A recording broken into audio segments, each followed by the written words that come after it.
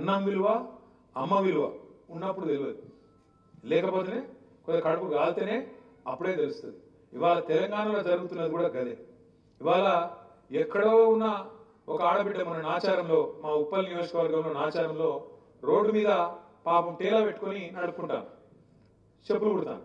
ఆ చెప్పులు కుట్టే తేలను రేవంత్ రెడ్డి ప్రభుత్వం వచ్చి బుల్డోజర్ పెట్టి ఆయన కులగొట్టి ఎత్తేసింది. ఆ అమ్మ అరుస్తున్నది గట్టిగా, కేసీఆర్ సారు ఎక్కడున్నావు, నువ్వు రా అని చెప్పి అరుస్తున్నది. అంటే ఇవాళ కేసీఆర్ గారిని రాష్ట్రంలోని పేదలు, ముఖ్యంగా ఎవరి కోసమైతే కేసీఆర్ గారు పనిచేసిండో ప్రతి ఒక్కరు యాద్ చేసుకుంటున్నారు, రైతులు యాద్ చేసుకుంటున్నారు. నిన్నగాక మనం చూసిన నేను మా బోర్ల రామరెడ్డి, మూసంపల్లి అనే ఊరు నల్లగొండ పక్కకు ఉంటుంది.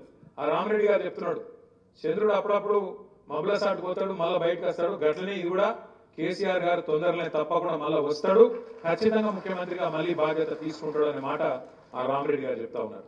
నేను మీ అందరితో కూడా ప్రార్థించేది ఏంటంటే, మీ పదవీ కాలంలో మీ టర్మ్లో మీరు అద్భుతంగా పనిచేసిన మీరు గర్వపడవచ్చు. మేము అద్భుతాలు చేసినాం, ఏమేమి చేసినామంటే చెప్పి పెట్టచ్చు. ఒక ఈ రోడ్ మేము వేసినాం, ఒక ఈ హాల్ కట్టినాం, ఒక ఈ డ్రైనేజ్ కట్టినాం, ఈ పార్కు, ఈ డంపింగ్ యార్డు, ఈ శ్మశాన వాటిక, వైకుంఠ ధామాలు, ఇవన్నీ మేమే చేసినాం గర్వంగా చెప్పుకునే విధంగా. మార్కెట్లు, ఇంటిగ్రేటెడ్ మార్కెట్లు ఒకటిగా చెప్తే ఇంకా చాలా ఉన్నాయి, చేసుకున్నాం. కొన్ని పనులు చేయకపోవచ్చు, మనందరం ఎవరు దేవుళ్ళం కాదు, తప్పులు చిన్న చిన్నవి జరిగిండొచ్చు, లోటుపాట్లు చిన్న చిన్న ఉండొచ్చు, పొరపాట్లు ఉండొచ్చు. ప్రజలు అందుకే మనకు మూడోసారి అధికారం ఇవ్వకపోవచ్చు, తప్పేం కాదు.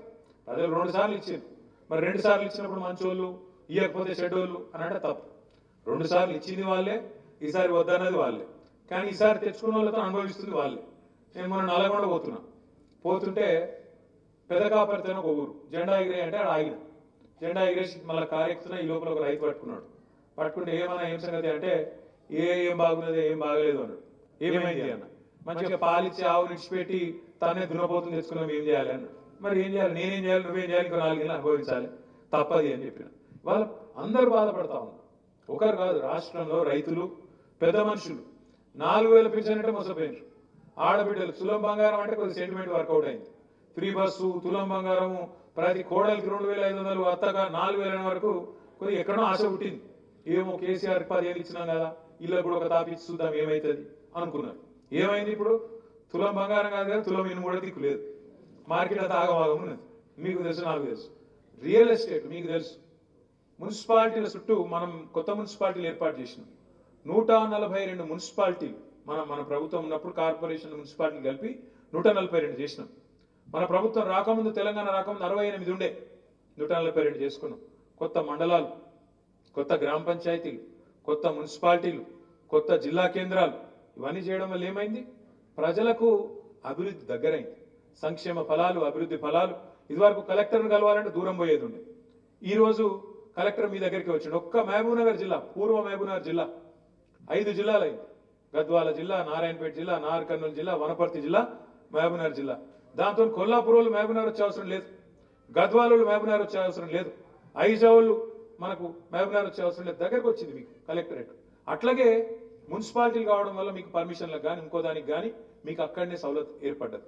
కాబట్టి ఏమైంది, విస్తరణ జరిగింది, అభివృద్ధి జరిగింది, భూముల ధరలు పెరిగినాయి. కొంతమంది అంటారు భూముల ధరలు పెరుగుడు అభివృద్ధా, కొంతమంది మాట్లాడతారు. నేను ఒక్క మాట్లాడుతున్నా, దయచేసి మీరు చెప్పండి.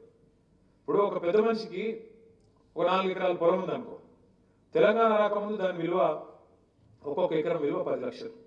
తెలంగాణ వచ్చినాక ఇవాళ ఆ పొలం విలువ ఒక్కొక్క ఎకరం 50 లక్షలు అయింది. దాంతో ఏమైంది, 4 ఎకరాలు నాసామి కోటీశ్వరుడు అయింది.